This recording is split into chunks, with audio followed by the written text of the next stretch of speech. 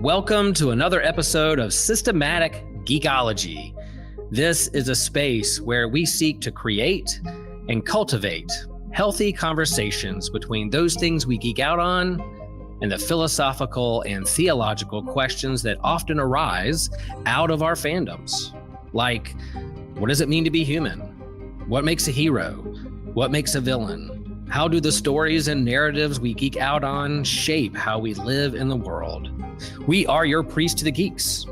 We aren't all ordained, but we see ourselves as mediators at the intersection of geek culture and going deeper in our faith. We don't always have to agree, but we do respect each other, and we see everyone as a beloved child of God. Everyone geeks out on something, so come geek out with us and enjoy the show.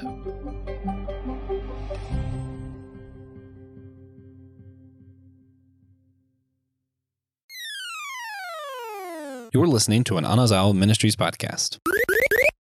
Hey guys, Christian here. Normally on the show, we attempt to keep things as child-friendly as possible, but every now and then we can hit some harder subject matters or may even have some verbal discourses that may not be suitable for younger or more sensitive ears to hear. In this episode, there may be either a discussion on more mature topics or may have strong language, or perhaps both at once. Your discretion is advised. Welcome to another episode of Systematic Geekology. This is a space where we seek to create and cultivate healthy conversations between those things we geek out on and the philosophical and theological questions that often arise out of our fandoms. Like, what does it mean to be human?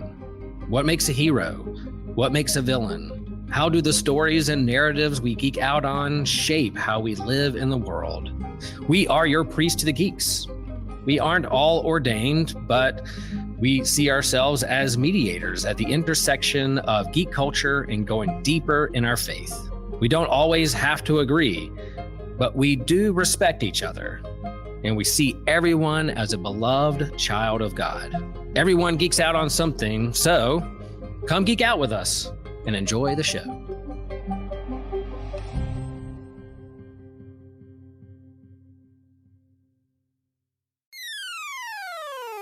You're listening to an Anazal Ministries podcast. Hey guys, Christian here. Normally on the show, we attempt to keep things as child-friendly as possible, but every now and then we can hit some harder subject matters or may even have some verbal discourses that may not be suitable for younger or more sensitive ears to hear. In this episode, there may be either a discussion on more mature topics or may have strong language, or perhaps both at once. Your discretion is advised. Hello, geekologists! This is Systematic Geekology. We are the priest to the geeks, and we are here with another What's News episode where we discuss all the latest things in the geek universe. I am one of your hosts, Kevin Schaeffer, joined with two of my favorite geeks here, Will Rose and Evan Garcia. Will, how are you today? Man, I'm so good. There's so much to geek out on, and Oh my gosh. I have two of my favorite hosts that actually, their names rhyme, Evan and Kevin. I'm here for it. I'm here to geek out with Evan and Kevin. It's really funny because I have a friend from church named Evan, and we do the same thing too. It's like but Evan, how are you today? Great minds. I'm doing great, guys. I'm glad to be here with you guys. I know we're not recording on May the 4th. We just had May 4th yesterday, but Revenge of the 5th. I have to say, yes, it's Revenge of the 5th. Exactly. It's every day is Star Wars Day. But Will, I have to ask, what was it like preaching on May? Because you've met. Cool.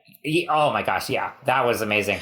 Yeah, it was so good. So like when I saw that May 4th was falling on a Sunday, I definitely got my team together months ago and said, y'all know how big of a geek I am. You know how much I love Star Wars. It's falling on a Sunday. We got to do something. And I still wanted it to be about church. I wanted it to be about Jesus. I didn't want to go too over the top. I didn't want to be cringy. I didn't want to be like, people are like, what is this guy doing? So I think there's a good balance. Yeah. There's a balance of the Force. There's a balance of like, this is still church. It feels like church. It's the normal stuff that we normally do every Sunday. But you guys know I'm a Star Wars geek, so you're going to hear like language and themes and Easter eggs throughout the entire service. So our litany was awesome. We started off, may the force be with you, and everybody said also with you. My children's sermon was around the Millennium Falcon and how, little things make a difference, like Yoda and R2-D2 against a huge space station that's the size of a moon. And my sermon, I gave some shout outs to Systematic Geekology in my sermon. So who knows, might get a few extra clicks out there. But yeah, I think everybody had a lot of fun. And even at the postlude, as people were walking out, we did the Cantina band. Nice. We had a saxophonist and our thing did the Cantina band on the way out. So everybody's faces were lit up and had a great day. It was a great day. Super fun. Well, you've met my pastor friend Wes, who we saw Phantom Menace together last year. I got to bring him on this show, actually, because he would be great for this. Yeah. But our senior pastor knew that he had been also anticipating this day for years, so she just let him preach yesterday. Yeah. And he said at the beginning, "Okay, I apologize in advance," but it was a perfect message though, and it was very relevant. Yeah. I thought I'm very proud of my message and tying it together in the themes with the assigned reading gospel text for Easter. Week 3 with the third week of Easter, third Sunday of Easter, and it flowed in good. And even in the book of Acts that day, the assigned readings for the lectionary, we follow the Revised Common Lectionary, which is like liturgical church, like assigned readings for the year. On yesterday, the book of Acts, they're like, it's that part in Acts where they said, these people who follow the way. So come on, we could not say this is the way. Yeah, it just set up great. So yeah, thanks, Star Wars Jesus, you did it. Man, who would have thought that childhood Will would say that he would grow up and I know. Preach Star Wars. Some people asked, they were like, when you brought out your Millennium Falcon that you got when you were like 7 years old, right? Would you have thought as a 7-year-old one day you would use it as a prop in a children's message? Cool. But God did. Yeah. Super so fun. Cool. It's so relevant. And speaking of Star Wars, we are certainly going to be discussing a certain Star Wars series that's in the middle of its second and final season right now. We are going to be talking Andor. We'll also be talking Thunderbolts today. So there's plenty in the geek sphere, a lot of big topics right now. But before we get to that, let's go ahead and get to our lightning round to share what else we're geeking out on. So Evan, you want to start? What are some quick beats you want to hit on? Sure. There's a few things I've been that I've been squeezing in here and there. Is the Righteous Gemstones. That show's completely firing on all cylinders. It's great. The Tales of the Underworld that came out yesterday watched that through. And I've had a podcast that doesn't drop too many episodes, but when they do, they're like so thick and like heavy, and I've been milking it for like a week now. So yeah. What's the name of that podcast? The Revel podcast. They are friends of Trip Fuller and stuff like that too. Nice. The Revel. Oh, right on. Nice. Very cool. Yeah, I might get on Pentecost Sunday. Evan, I might get Trip to preach at Holy Trinity because he's down the road. I might do that. Yeah, I think all three of us share a love of Righteous Gemstones, and we've shared with the group out before that it's not for everybody. It's crude humor. It's if you don't like crude sexual humor with lots of F-bombs, then you're probably going to clutch your pearls, and it's not for you. But in terms of what they talk about religion and family and relationships, dude, it's so funny. And I did not get a chance to watch the finale last night, so we're watching it. I'm going to watch it tonight. Here. So I can't wait. Kevin.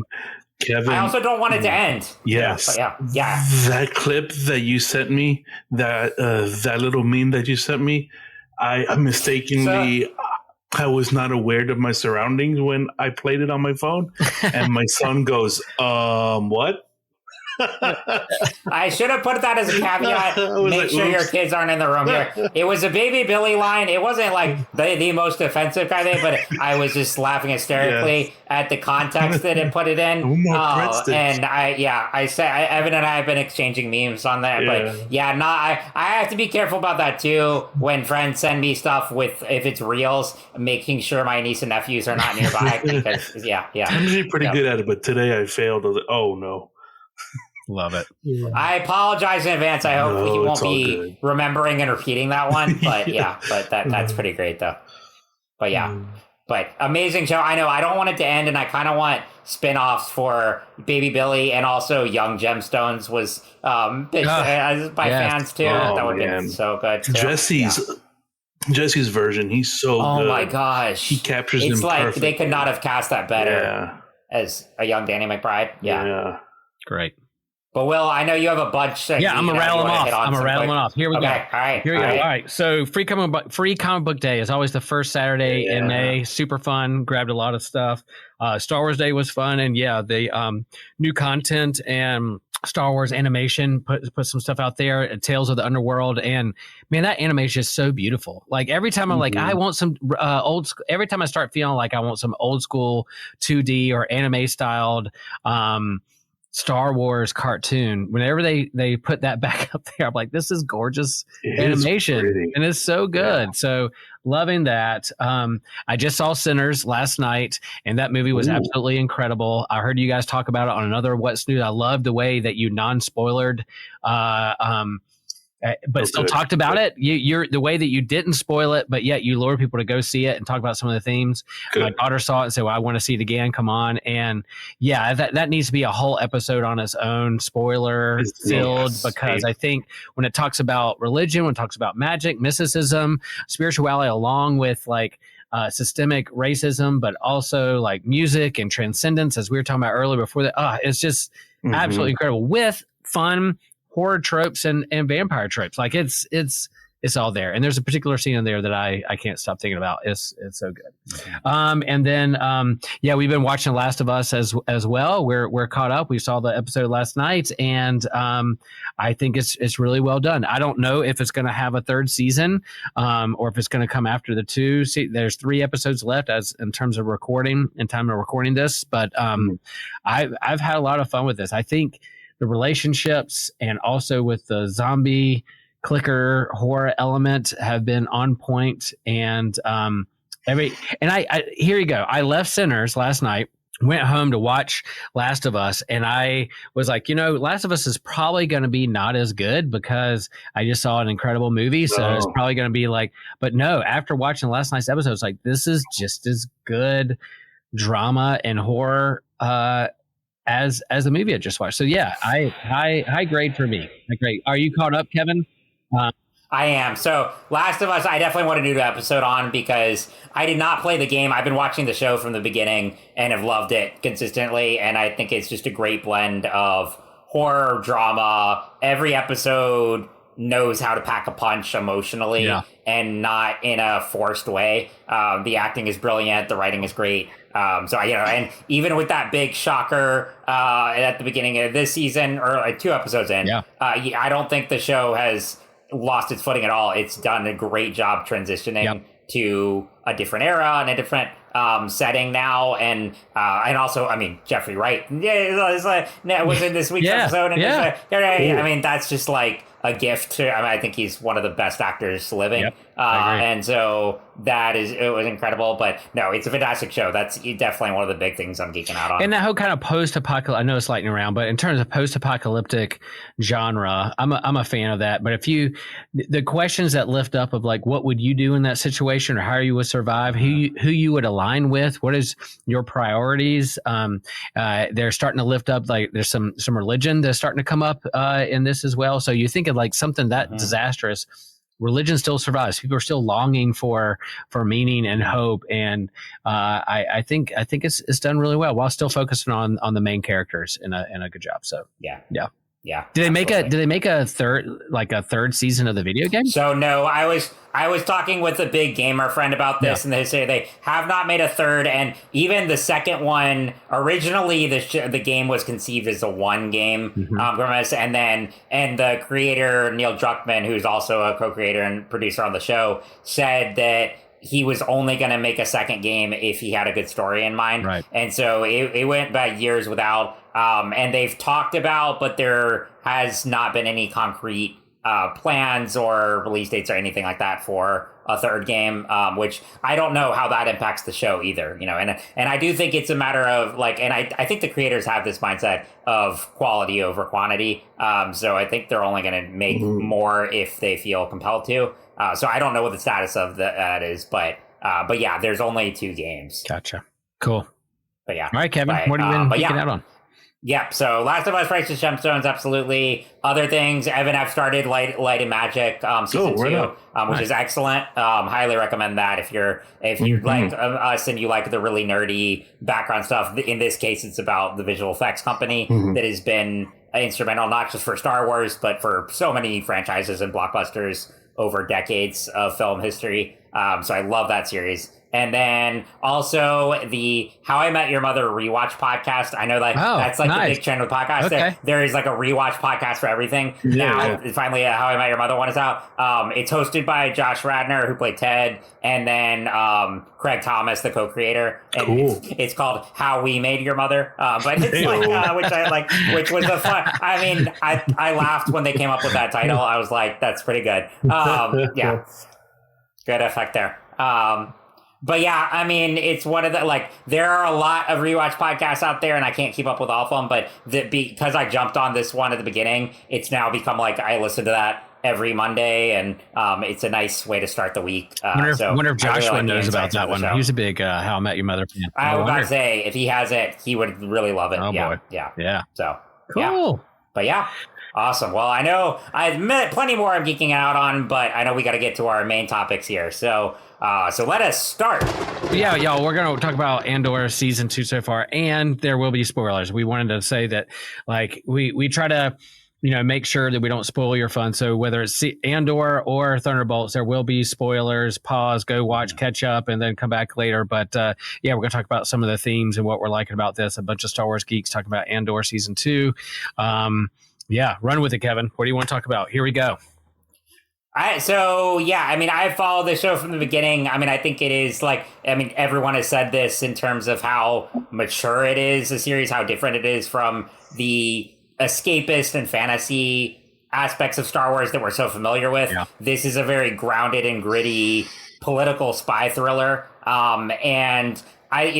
So season 1, I did a rewatch of before starting this one. Me too. And Jealous. I think what I like most about season 1 is it really does a great job showing Cassian's arc going from an every man for himself mentality to fully joining the resistance by the end. And we've seen that before, with characters like Han Solo and, plenty of others, they give it so much more depth here. And so when you see that culminated with the political aspects and the spy thriller, it makes for a brilliant season of television. And it has, some of the best monologues too in Star. You have Kino Loy's by Andy Serkis. That's just one of the best moments, not just in Star Wars, but I would say in just science fiction history. It's incredible. And then Stellan Skarsgård, Luthen at the end of the season. So there, I really loved a rewatch of season 1 even more than the first time because there's so much to absorb with it, and I just picked up on more on a rewatch. So season 2, I'm still, no doubt about it that it is still one of the most mature, I don't like really the word elevated. I feel like that's kind of cliche but it's so different from what you're used to with Star Wars. It is, not afraid to tackle bold subjects and to really look at the impact of fascism and not making the Empire cartoonish characters, but real horrific villains. And to see also what people in this galaxy and in this universe are doing day to day and what middle class looks like and what ultimate repast looks like. So my initial thoughts on season 2 so far, the only reason I'm not as engaged as season 1 is, again, that arc with Cassian was so fascinating, and I feel like he is not. Diego Luna is great, and I still love the character. I just don't feel like he has as much to do, at least so far in these first 6 episodes. The focus has been more on some of the bigger plot elements and on a lot of the supporting actors. So, for instance, the wedding arc in the first few episodes involving Mon Mothma's daughter, which also, I mean, I think the best thing about that is honestly the production design and the costumes are incredible. So all the attention to detail in the show is just, a masterclass in storytelling. But yeah, I would just say for me, it's still, some brilliant writing and brilliant storytelling. I just was a little more engaged in season 1, at least at this point. Yeah. I do think it's going to get the second half could be all the more bombastic because it's leading up directly to Rogue One. And I think we're going to see really the fallouts of the Gorman massacre and how that impacts the formation of the rebellion. But yeah, it is a little slower pacing, but it's also all the elements of season 1 that made it great are still present in terms of the political intrigue, the characters. Those are some initial thoughts. Do you think, sorry, Kev, do you think that some of that is not engaging? Do you think that part of the reason is the way they're rolling it out? Because season 2, they have 4 Tuesdays where they have 3 episodes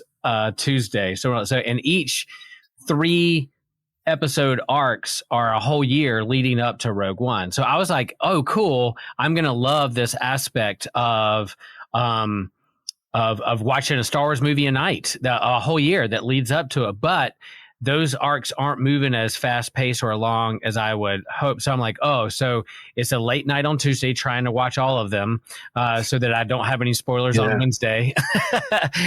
So it's a big, tall task to do that. But then I want it to move forward a little bit. But do you think this is kind of how they're rolling it out? They're trying to. So I agree with that, too, because it's not like they're 20-minute episodes. Like these are like full hour long. And so if you're dropping like 3 hours at a time, that's a lot to absorb. Yeah. I mean. And I kind of would prefer an episode at a time to really dissect it. I get that because, I mean, and you bring up the point, too, about there's a lot of time this season covers, even more so than the first. I know there's a lot of, time that those 12 episodes in season 1 covers. But this one, like you said, it's a year at a time, which I thought was really fascinating. But it is a lot. And I think if it would, I still don't think it's paced like a movie. Like it's more, right. Like the pacing is slower than, right. And so I think if it were an episode at a time, I would have preferred that. Absolutely. Yep. How about you, Evan? But no, I'm digging it. I like having 3 episodes a week, but it's just so hard to consume. It's almost 2 hours. So it's like the first week we because me and my wife are watching, we could not get through the first episode because we were so tired. We would keep falling asleep on each other. So it was just like, oh man, I gotta finish it before next week because of the spoilers. No, but I'm really digging the adultness of it. The fresh take of this part of the galaxy and what it feels like to be under fascism and what does the fascism mean, and to just the normal people and to the people that are trying to fight it too. But that first, I like the first group, the first group of episodes. Wow. Like I was left speechless. I was like, holy cow. Cause they had such a range with, we are doing spoilers, right? Yep. Okay. Yeah. So they had, I think, the funniest moment in all of Star Wars I know where you're going. was Cyril and his mom with Daedra. Oh my goodness. And the fact that he couldn't take it and he just goes and lays on the bed like, I can't believe, oh my gosh. Oh, the memes the next day. See, that's why you got to finish it. You never know. A meme's going to come across and you're like. I saw that meme. I'm like, oh man, I wish I didn't see this. Lord of memes. That Evan, the Lord of memes is going to put something out there on it. But Yeah, I'm with you. That was amazing. Like for me, I was telling people, I was like, we did have kind of a little bit of a whiplash because you had Skeleton Crew, which was like so kid oriented, a little bit more swashbuckling and in space and lots of action and going from planet to planet and hopping all over the place. And then you go to Andor and it's the small things, it's the small details. They hang on scenes longer, they hang on conversations longer, and Hey guys, Christian here to talk about our YouTube page. That's where you can go find us at youtube.com/@Systematic Geekology. We have exclusive stuff there, exclusive videos where you can just hear other topics that you'll never hear on the podcast proper. These include things like comic book catch-up, where we're discussing the newest comics that we're reading, Friday Night Frights, where Joe Day and I explore a cryptozoological, paranormal, ufological item of discussion. Has a lot of good fun there. I have a lot of great times with him. We have spontaneous YouTube shorts that we decided to do. A topic we wanted to discuss. They're in a very short form. We do them there as well. You can interact with us live as we're recording like a What's New episode or something like that. You have something you want to chime in?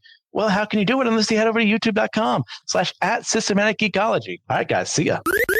Telling somebody, like describing it, that these are the small relationships and the small choices and the small conversations that lead to the big things. So these are the little tiny details. Your small choices that you make today are going to make a difference in your relationships and in your vocations and your jobs and what you do for the long run. So here in the Star Wars, you have the big star battles. You have the movies that have the million ships flying each other and lasers going everywhere. And look, my avatar is Luke Skywalker with a lightsaber. I love space wizards so much. I want the mysticism. I want lightsaber duels. I want all that in my Star Wars. But this show is dissecting the small decisions that are made that eventually lead to the big things and how important they are. By small, I don't mean unimportant. I mean like they're the small details that eventually lead to the big stuff. So that, I think that's what this show does and does well.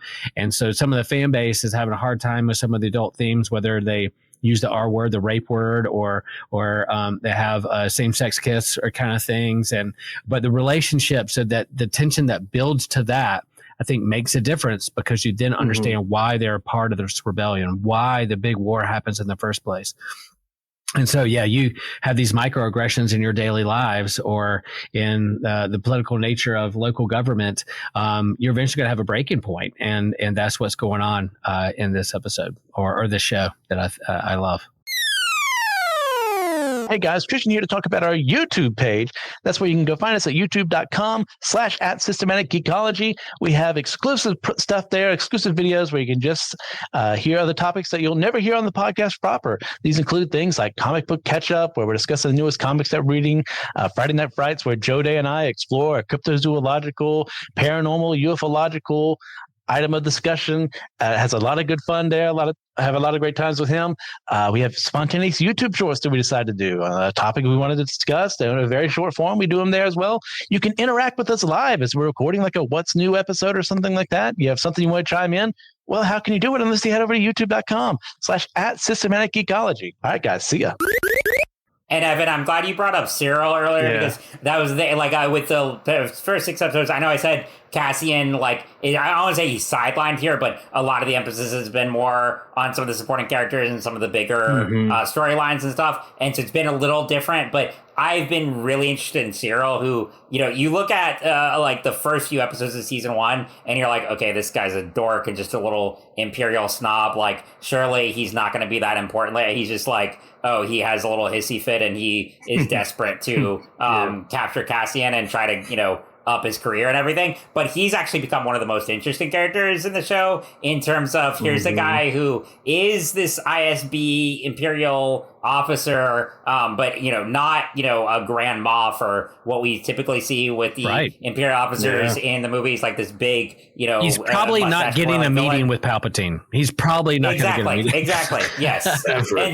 But here's a guy who he is just obsessed with trying to make something of himself, and his mom doesn't even think that much of him, and it's criticized him for his life choices. And so I think it's very possible, and it's setting it up to where he may leave the Empire and he might join the Resistance by the end, which would be really interesting if they did. I can't guarantee that, but I have been really invested in his arc, and that's a character who, when he was introduced, like I said, I thought would just be more memeable and would be really forgettable. I really like what that's the great thing about the writing of the show is how they make you care about and be invested in characters that don't seem important at first, and can do that with both the heroes and the villains. Right. That they are putting emphasis on the Empire and on the rebels. Like we are seeing the small choices that each side takes, and that is going to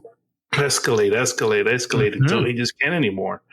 And then we all know how it's going to go, but it's cool to see, like you said, Will, just all those little steps with the weirdness of Saw Gerrera and that gas stuff. Like, what are you doing, bro? Like, I think he deserves an Emmy for that speech. There's a couple speeches in here that are like, could get Emmys. Like I was like, this guy's a thug. I don't like him. What is he doing? Why is he part of the rebellion? And then you turn and hear his story and what he does. And you're like, oh, now I understand the trauma he's gone through and why he's making these choices. It's analogous to our world and what's going on. And I love it. What would you say is like your kind of favorite? I do love the opening scene of them stealing that TIE fighter. Is so cool. And he couldn't fly it. And the learning curve about it. That was it. See, that's something they haven't shown in Star Wars before. It's like everyone is like an amazing pilot, and I love that they showed someone who is all we've already seen do amazing things. We know he's a fighter and a spy and all this stuff, but he cannot fly to save his life. And I love that they were able to show that. Yeah. Do you guys And I love that they landed on Yavin. You see this kind of ragtag group of rebels who are infighting. Those guys frustrated me so much. Yes, and yet they're on Yavin. So at some point they got to loop back around. Like the fledgling rebellion and what leads up to eventually the stealing of the Death Star plans and putting in an R2 unit and then trying to blow that thing up. I think. I love the way this is going, and we have two more blocks of story arcs before we get. And I think the guy who plays Andor, what's his name? Diego Luna. Yeah, he's said in interviews about how it's going to make you see Rogue One in a different way, and it will lead up right up to it. So I really like Rogue One when they said you ended and you go right into A New Hope. I really hope you can do this, and I'm going to go right into Rogue One and watch it and see what it looks like. And I think fans will say that Rogue One is up there in terms of what Disney has created, one of the top ones. And so hopefully this will lead right into it and help us to see in a different, better light, or even better. This is a trilogy, right? A Andor trilogy with a season 1 and 2 and with Rogue One. Yeah. I would say that's the trilogy. Andor trilogy. Yeah, that's right. And I'll be really interested in seeing what Tony Gilroy does after this, because he's had a fascinating career. And as someone who he was brought in as not a big Star Wars fan, and that's why it is amazing how much creative freedom they gave him. Yeah. And I know he was instrumental in making Rogue One what it was, because he did significant rewrites and reshoots on that movie, and that's partly why he was brought in to do this show. But still with all of the their myriad creative overhauls and conflicts, throughout the Star Wars franchise, particularly in the Disney era. And for them to just give a creator like this who does really bold moves that are unlike anything we've seen in Star Wars before, to be able to make the show and stay true to his vision, I think is incredible. So I'll be really interested in seeing what he does next, because before this, he did the movie. Hey friends, your pal Will Rose here. Sometimes I ask myself, have you ever wondered how you can support Systematic Geekology? Yes, I have. And well, if you're like me, you want Systematic Geekology to continue to grow and thrive. And you can do that by joining Patreon for as little as $3 a month. As a patron, you get bonus episodes. We answer bonus questions that our patrons get to hear. We have special shout outs. We have certain episodes that the patrons pick. So you help us create and curate the content that we put out for the world to hear. You even get free merch. And when I say that we're a worldwide podcast, that I'm not being hyperbolic. Somebody told me that we have over 20,000 subscribers from all over the world, and just half of those subscribers join Patreon for $3 a month. We would be set on keeping moving forward with the tech that we need to have the quality of podcast that we want our hearers to experience. And it'll help us get to certain events and conventions so that we can see you face to face and geek out with you in person. And let me just share that there's no shame, no guilt. If you can't join Patreon at this point, that's okay. That's okay. Just keep listening, keep sharing, keep liking, because yes, we're proud of what we're doing at Systematic Geekology. And friends, guess what? You can subscribe to Patreon for free to receive one extra bonus episode a month via the Patreon or Spotify app. That is fantastic. And we're glad that you're a part of it. Michael Clayton years ago, he did some of the Bourne films. So he has, I'll be interested if he does something totally original or if he maybe tackles another franchise. I'd be really fascinated to see what he does next. His brother was on Rebels, wasn't he? He was a writer Dan Gilroy, I think. Yeah. Dan Gilroy's done a lot, too. And Dan Gilroy was like a writer on the Superman movie that never happened, with that Superman lives with the Nick Cage one. He was a writer on that. Like Kevin Smith wrote the first draft, and Dan Gilroy. I know way too much about that movie, but yeah, he's not. Dan Gilroy has had a fascinating career too. Yeah, I love that, and I think this show also, along with a few other things, in terms with COVID and writing strikes, writer strikes, we're throwing some curveballs. I'm looking forward. We just saw Star Wars Celebration roll out a bunch of movies and shows and cartoons they're going to roll out. And so I'm interested, without really hopefully not too many curveballs, unless they throw tariffs on movie studios or whatever, where hopefully they'll be able to kind of tell their story. And I think it'd be interesting to see post Andor and the next stage, what effect that'll have on the execs and the creatives at Star Wars and Lucasfilm will be able to see what's successful and what people gravitate toward, and hopefully lean into those things. So I'm curious. Like, will they make room for more mature oriented Star Wars stories like this? Yeah. I haven't seen too much whining from the fan base like they did with Acolyte. Right. So I think we're safe. Okay. We're good. It's always Star Wars fans. Always Star Wars. Cool. Well, yeah, and let us know, folks, in the comments or in the DMs. What's your favorite moments? What's your favorite characters? What are you liking about the show? What do you hope they do more? We're halfway through Andor season 2 as of recording, and so I'm curious to see how they're going to land that TIE fighter. Hopefully, smoothly, better than they did in episode 1. There you go. Good fun there. All right. Hey friends, your pal Will Rose here. Sometimes I ask myself, have you ever wondered how you can support Systematic Geekology? Yes, I have. And well, if you're like me, you want Systematic Geekology to continue to grow and thrive. And you can do that by joining Patreon for as little as $3 a month. As a patron, you get bonus episodes. We answer bonus questions that our patrons get to hear. We have special shout outs. We have certain episodes that the patrons pick. So you help us create and curate the content that we put out for the world to hear. You even get free merch. And when I say that we're a worldwide podcast, that I'm not being hyperbolic. Somebody told me that we have over 20,000 subscribers from all over the world, and just half of those subscribers join Patreon for $3 a month. We would be set on keeping moving forward with the tech that we need to have the quality of podcast that we want our hearers to experience. And it'll help us get to certain events and conventions so that we can see you face to face and geek out with you in person. And let me just share that there's no shame, no guilt. If you can't join Patreon at this point, that's okay. That's okay. Just keep listening, keep sharing, keep liking, because yes, we're proud of what we're doing at Systematic Geekology. And friends, guess what?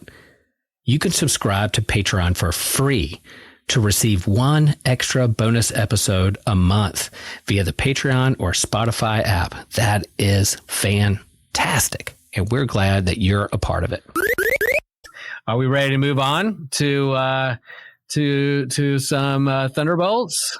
Thunderbolts with an asterisk. And let's just say, what I like is that we have Evan there with an asterisk. I don't know what that means. Yeah. He's the new. Is he the new Garcia? I don't. Yeah, Is the he new Garcia's? We'll see. Garcia's. or I gotta Thunderbolt. get that now. Yeah, That's good. But yeah, we'll talk about what the asterisk means in a minute. But we've all seen this movie, and it's doing well. It's tracking well. People are saying that this is, one of the best Marvel movies they've seen in a while. That they're wrapping up this phase in a good way and lead into another. So initial reactions here around the horn. Kevin, you saw opening night. What were your thoughts? I had a blast with this movie. And I think a big thing, not just like the movie itself, but this one works as a sequel to Black Widow and Falcon Winter Soldier, more so Black Widow. And I know a lot of people don't or think that movie is more in like mid-level MCU. That is actually one of my favorite MCU movies. I think it's criminally underrated. I don't deny that the MCU has been terribly messy the past few years and they lack an overall direction. But as far as just like, and I definitely agree that the Black Widow movie should have come out way before, post Endgame, which granted, Kevin, that's a whole nother thing. Kevin Feige wanted to. That was like Perlmutter blocked that for a long time. But anyway, so it would have been cool if it had gotten to come out when Black Widow was still alive. Nonetheless, I think that movie is a great spy thriller. It has one of the most gutsy and defiant intro sequences in any Marvel movie, with that the Smells Like Teen Spirit cover and just really showing the horrors of her and Yelena's origins that is dark, but they actually are bold enough to really go into that. Yeah. So I really love that movie. And because for Thunderbolts, Yelena is really the heart and soul. I mean, it is a great ensemble movie, but I think she carries the movie. Yep. Fantastic. So I love this as a Black Widow sequel. But yeah, I absolutely had a blast with this one. I know leading up to it, we were thinking is this just Marvel's answer to Suicide Squad, in terms of a group of anti-heroes thrown together and all that. But there are definitely parallels to that, but I really like how this movie kind of has its own distinct feel. Yep.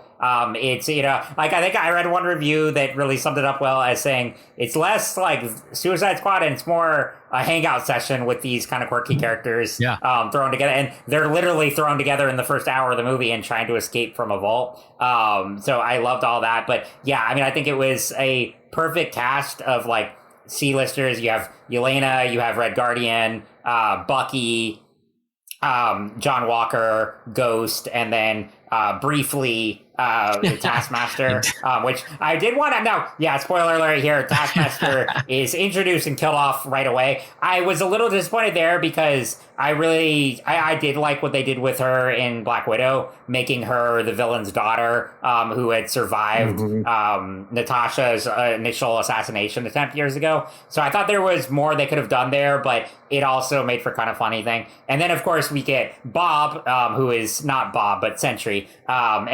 Although I do think this was very intentional to name him Bob because Lewis Pullman played him, and that was his character's name in Top Gun Maverick. So I think because originally Stephen Yeun was going to play this character and then had to drop out due to scheduling conflicts. I know. Yeah. I know. And can you imagine the Invincible memes that would have been I was going to say, yes. So I love Stephen Yeun, but I'm kind of glad this way. And I thought Lewis Pullman was great here, but that there just would have been impossible to avoid the amount of memes and comparisons there. So I really like Lewis Pullman here. But yeah, I mean, I love this Rat Pack group of characters. I love the action. Having Valentina, played by Julia Louis-Dreyfus, be kind of the shady villainous Nick Fury in this era of the MCU was great. Good point. I will say, we'll get into it a little.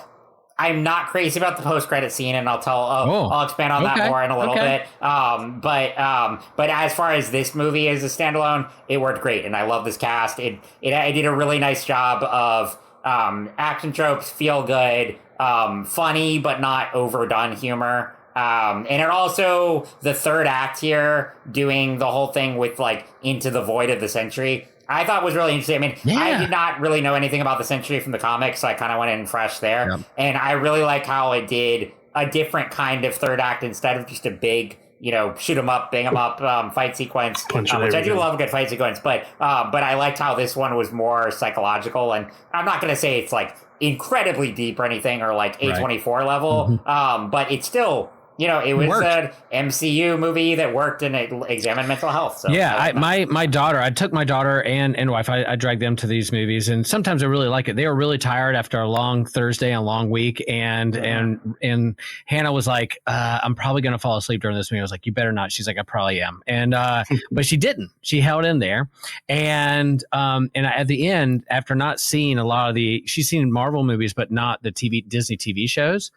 Or the Black Widow movie. I was like, did this hold up? Did you understand what was going on? She's like, yeah, it held up. So I think the writing and not having to have so much going into it really, really worked. I will say, like Thunderbolts, if you're interested, this is a 1990s heroes team in the comics they put together that Peter David, they first debuted Incredible Hulk 449, and then Kirk Busiek and Mark Bagley put it together in 1997. They eventually became revealed as the masters of evil, but then they became an anti-hero superhero team that they could bring on, and that Hawkeye eventually kind of led and was like the point person for this team in the comics, which I think is really cool. And then in 2000, the first issue of the Century came out, which I found in my comic book box. I was so excited. But it is Robert Reynolds. It is Bob in the comics. That's his name in the comics too. Okay. And it is someone who does deal with mental health, with a void, with dual personality, bipolar. And so he doesn't know in his head what's real or not, like whether he's dreaming up, he really had a history with Avengers, or it's just something that is in his head, or kind of mental health, whether he's imagining or not. So they really play along with what is real or what's in his head. And so I thought, what a great antagonist, and not really a villain, but an antagonist to kind of bring a team together. You really understand why this team pulls together, and then to them fight against it, and not just like a lot of buildings crashing, but there were some buildings crashing, but it ended with a group hug. It ended with a hug. They saved the day by telling someone and reassuring them that they're not alone. And man, if that's not something that I think, it's not the most deep, powerful thing you've ever heard of, but again, it's the small things that matter. Reminding someone they're not alone, that you're with them, and you give them a hug. I thought it was great. Evan, who did you go see it with? Were you guys impressed? Did you like this movie? Love the movie. We had a very busy weekend with the kids' sports and stuff. And on Friday night, I was like, I don't think I'm going to be able to squeeze in a screening. Because we're gonna be so busy, and look, not our local theater, but one of the theaters a little bit further away had a 11 p.m. showing. So I was like, all right, I'm just gonna go right now. So I went at 11 o'clock, and it was packed. It was packed. Good, right on. Good. Cool. So like it was a fun theater experience. I too was going into this as a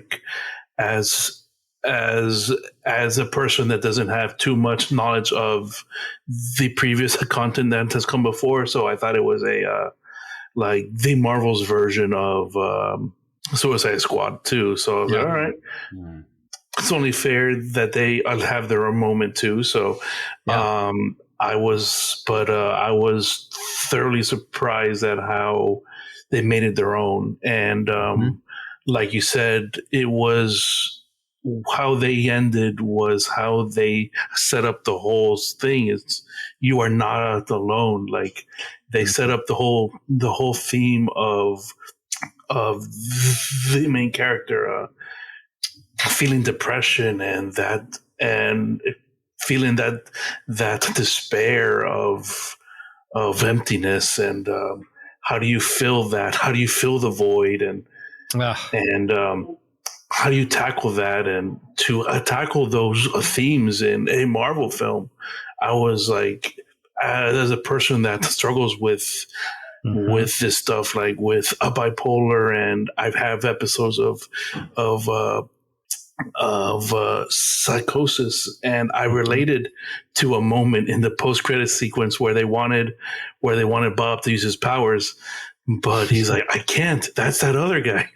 Yeah. Because I had a moment and I was like, that wasn't me. That was my brain breaking. It's like, Wow. I hope you don't listen to that. It's like, yeah. So I felt this on a level that I didn't think I was going to, and it made me, Kevin. It made me interact with my friend that has recently gotten paralyzed that we spoke about, and he was very emotional about the tweet that I sent him and stuff like that because he used to he was starting to think of his previous life as like something so distant before his paralyzation, but now he's starting to realize why he might have been paralyzed and see the value in the stories that he is living now and the experiences that we've had together. So this brought me together with him. So that was pretty cool. Hopefully enough to put him on the show one day. So I love that because he's a cool guy. That's good. That's good geekology. That's good geekology. I love it. Yeah. And that's what I think I gravitate to most about ones like the Suicide Squad, Guardians of the Galaxy, is putting together these group of underdogs with like all these traumas. And like a lot of times they try to initially suppress their traumas with humor or with just kind of like a, I'm so tough attitude. Right. Shove it down and suppress it. And then they end up kind of like coming together. And I don't get tired of that. I think that, and it handles it really well here too. I agree. And I think, we had the snap, we had people turn into ashes. And we're like, are they going to come back? The gasp moments with that. And I think I loved how they depicted the void and kind of voiding people out, and when he saved the little girl and then all of a sudden she was voided out, my wife beside me just gasped. It was like, oh no. And I was like, it grabbed you, man. You're like, oh my gosh, this is happening. And so, yeah, I think it goes to deeper conversations around like what we void out in our lives or try to suppress or push down, and then it's going to come up. So what is going to release those things? What's going to help those things? Our shadow side, the side we put out in front of people that we want people to see, and then the stuff we don't want people to see, and what can we be honest and authentic about, and our true selves. I think. It's a superhero movie, but those elements are there, and I think it's handled right. I think, the mental health aspect that they've dealt with past, post, in game, and those things. I think whoever is consulting the MCU, I think they're getting it right. I think there's something there. It's not really, it's my daughter was like, they ended with a hug. You could say this kind of cheesy, but at the end of the day, they're not wrong. They're not wrong. A hug and vulnerability go a long way. They I love the whole Kierkegaard too, because the way they quoted him, and they emphasize that it is on us, that we can step beyond the void, we can go reach out to others, and sometimes we just have to be reminded of that. Yeah. And, you guys have a favorite scene or character or moment in the movie that sticks out for you? It's kind of in the trailer, but I do, just from a visual standpoint, love that moment when the rest of the team is in the car on the highway, and Bucky comes in with the motorcycle and then stops him, and it's just a really well executed action sequence, very Terminator style, and I liked what they did with Bucky here, how he's just kind of the veteran, and I was he had a great line when they're going into the void, and they're coming out, and they all have to go in through like the darkest aspects of their past here, and he says something like, nothing happened there, I have a great past. Oh man, that was a great line. Yes, that was a good delivery. I really like how I think Sebastian Stan really tuned into the kind of Kevin Costner, Eastwood kind of lens of the group here, as he's been in this for a while, and these are kind of some newcomers, or some have only been in the MCU for a minute there. So I just really like the culmination. So let me tell you my movie experience. There were moments in my theater where the sound went out for like 30 seconds to a minute. Oh, shoot. Oh, wow. And it was like, we were like, what is going on? So we were running out, getting the manager to go, fix the sound. And when Bucky shows up and like on the motorcycle and that whole highway chase was no sound. And I was like, what is, I need to go back and see this movie. Now I could know what was going on, blah, blah, blah. And then my Hannah and I my daughter were like, we started to like mystery science theater it. We were like, oh no, they're going to get us. We're going, boop, boop, I was going to say, and we were doing it out loud and people around us were laughing. And my wife was like, you guys stop. I'm like, no, I got to make light of this. So we were mystery science theater the movie with no sound, but then it did it a couple of times. And then the movie like froze and they had to restart it. And then so we got to see, then they fast forwarded it. And then we got to see part of the movie, like 30 minutes extra, like before the scene where it froze. So I was like, so it kind of killed the vibe a little bit, but it still kind of held up at the end when it was leading up to how they were saving the day and that thing. And I will say one of my favorite scenes is when they are walking up the tower together with their legs, like all working as a team, and then try to figure out like, well, how are we going to like get to this thing? I just love that scene. Their conversations, the character moments was really a lot of fun. So I loved that at the beginning, because you see what pulls them together, what a team that bonds together, and how they were really skeptical of each other, but these experiences is what pulls them together as a team eventually, why they care for each other and why they do what they do at the end. So I really liked it. Evan, did you have a scene, a character? The character that to going in, I was like, I don't like this guy, but was Captain Agent. Yeah, U.S. Agent. Yep. U.S. Agent. John Walker. That guy rubbed me the wrong way in the Falcon Winter Soldier. I was just like, I don't want to any more screen time with this guy. Yeah. But the way Yelena and the Ghost were like ragging on him and stuff like that on like that helmet scene, like, but do you like the helmet? Because that's all that matters. He goes, yeah, it's cool. It's like, but the way they take like the jockiness and be like, bro, stop putting up that front. Like, do you like the helmet or not? It just, they really turned that character on me. But the one that I related to the most was Bob. Like, there were some points where like, I know I might get a little emotional, but I know waking up in the medical suit and being like, oh shit, what the fuck did I do? Like, I know that feeling, and like, but the way they fleshed it out and they made it a happy story, and they didn't lean on, yes, this is a dark thing, but they said you can always pull yourself out of it with the people around you and stuff like that. So thanks, dude. Yeah, thanks for sharing that. I think that's important. I love that. I think that's really important. I agree. Yeah. Nice. Oh, and well, I'll just say, so my only beef with the post-credit scene. Yeah, let's do it. Okay, whoa. Okay. Hold on. In credit scenes. Like, so I will say, in credit scenes in the MCU as of late have been really like, I'm not going to the movie to see the in credit scene, but there's an expectation there, and you don't have to like be world breaking every single time, but at least like, come on, let's put some effort into it. So, Sinners even has like a great one, like, fantastic. Two great ones.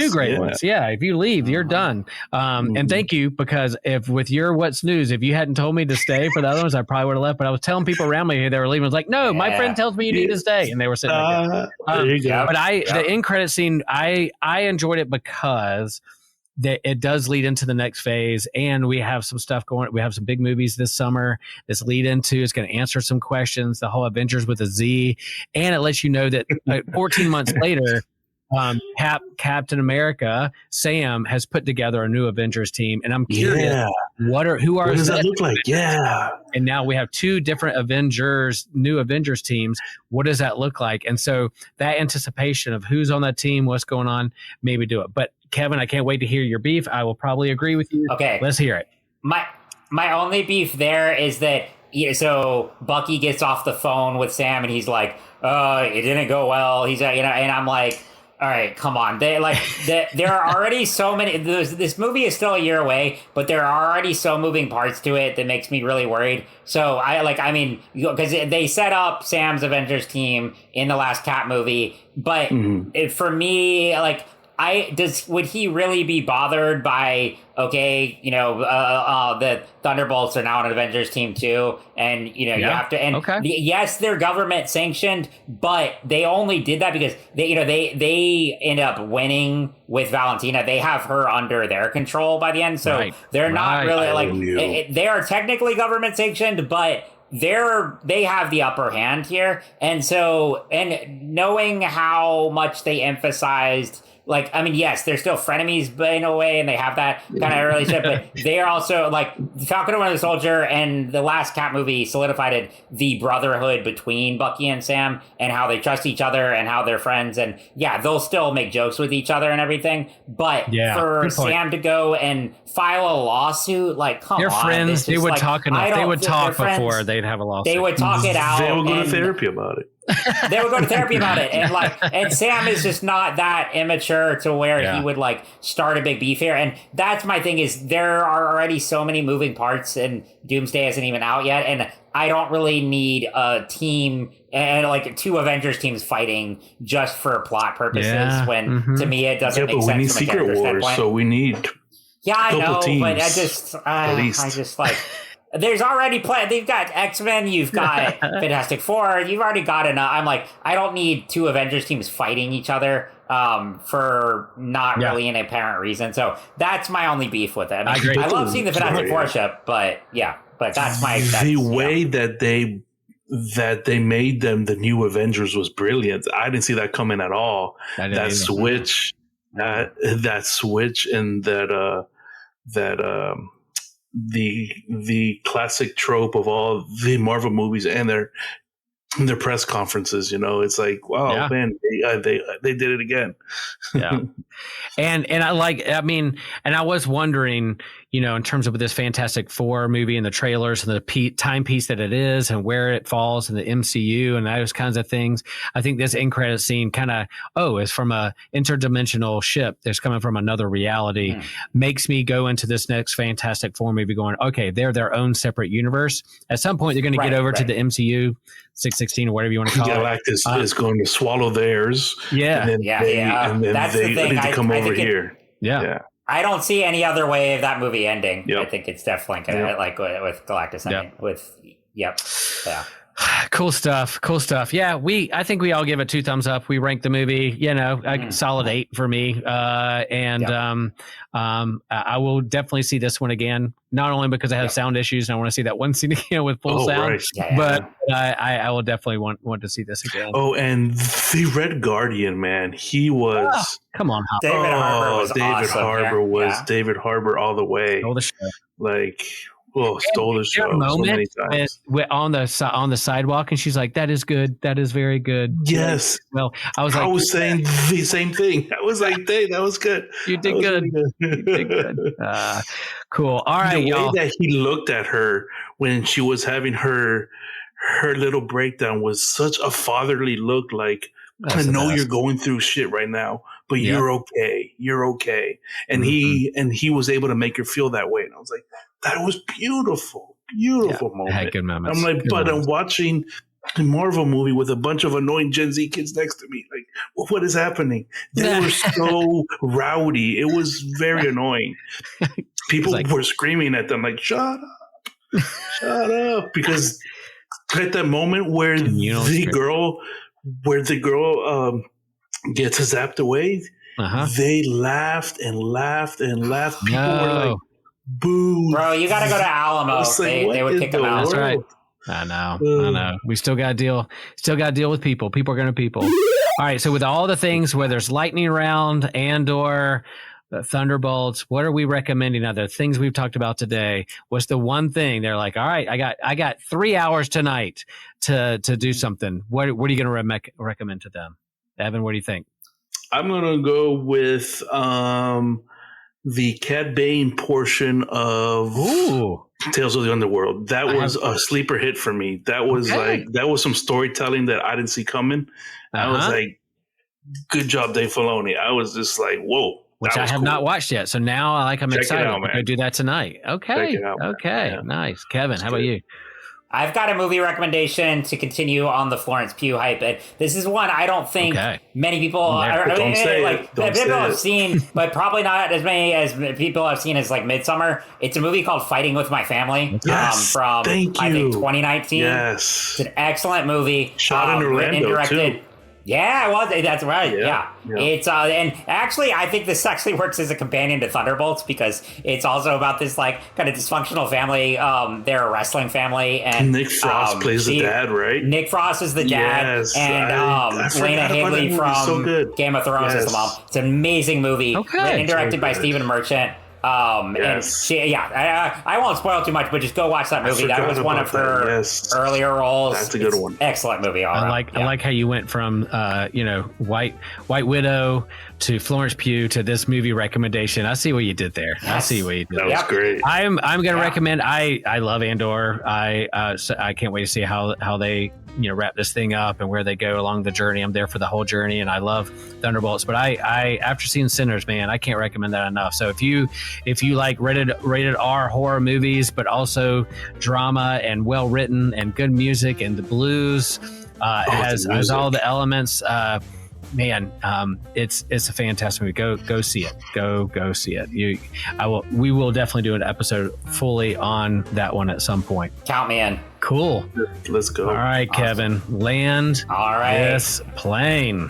Well, listeners, viewers, we want to thank you so much for tuning in. And if you're a Patreon subscriber, we love you. Continue to support us and smash that like button on YouTube. We promise we'll do something. It's spring now, so he can easily frock through a field of flowers. Easily. All you have to do, subscribe and like. We will.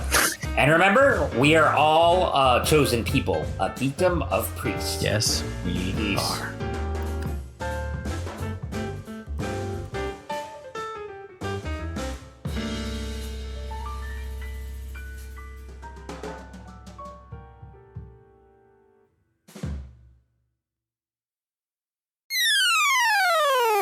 Here at Systematic Geekology, we believe in a few things. We believe that there is freedom in Christ to like what you like. We believe that Christian nationalism is a heresy. And probably most important that I'm going to talk about today, at least, is that we believe the best place to spend your extra cash is on the Systematic Geekology merch store. That's right. This is a shameless shill for our own products. We go through Creator Spring, and we have a few great products on there. Me personally, I'm a big like black shirt kind of guy, muted colors. But there's nothing better to like throw a little something extra on there with like a black baseball cap, the dad hat with the Systematic Geekology logo on it. That's a classic. I just really think if you got a couple, $30 extra, that's for us. Hello, Systematic Geekology listeners. This is Kevin here. Just want to give a brief ad for some of the other podcasts in our Anazao podcast network. First of all, off is Let Nothing Move You by Christian Ashley, in which Christian goes through the Bible one chapter at a time and gives his thoughts there. There is also the Bible After Hours, which is a more progressive take on the Bible that tries to challenge the status quo with satire and looks at theology. The host uses the pseudonym The Foul-Mouthed Preacher. And as a bonus, Joshua Knoll does the voices for this one. So definitely check that one out. And also, and we'll laugh about that later, is the newest podcast that our own Will Rose is starting, where he will interview friends about a story they had that wasn't funny at the time, but that they laugh about now. So definitely check out these shows and subscribe to us wherever you get your pods. Thank you very much. Here at Systematic Geekology, we believe in a few things. We believe that there is freedom in Christ to like what you like. We believe that Christian nationalism is a heresy. And probably most important that I'm going to talk about today, at least, is that we believe the best place to spend your extra cash is on the Systematic Geekology merch store. That's right. This is a shameless shill for our own products. We go through Creator Spring, and we have a few great products on there. Me personally, I'm a big like black shirt kind of guy, muted colors. But there's nothing better to like throw a little something extra on there with like a black baseball cap, the dad hat with the Systematic Ecology logo on it. That's a classic. I just really think if you got a couple, $30 extra, that's for us. Hello, Systematic Geekology listeners. This is Kevin here. Just want to give a brief ad for some of the other podcasts in our Anazal podcast network. First of all, off is Let Nothing Move You by Christian Ashley, in which Christian goes through the Bible one chapter at a time and gives his thoughts there. There is also the Bible After Hours, which is a more progressive take on the Bible that tries to challenge the status quo with satire and looks at theology. The host uses the pseudonym The Foul-Mouthed Preacher. And as a bonus, Joshua Knoll does the voices for this one. So definitely check that one out. And also, and we'll laugh about that later, is the newest podcast that our own Will Rose is starting, where he will interview friends about a story they had that wasn't funny at the time, but that they laugh about now. So definitely check out these shows and subscribe to us wherever you get your pods. Thank you very much.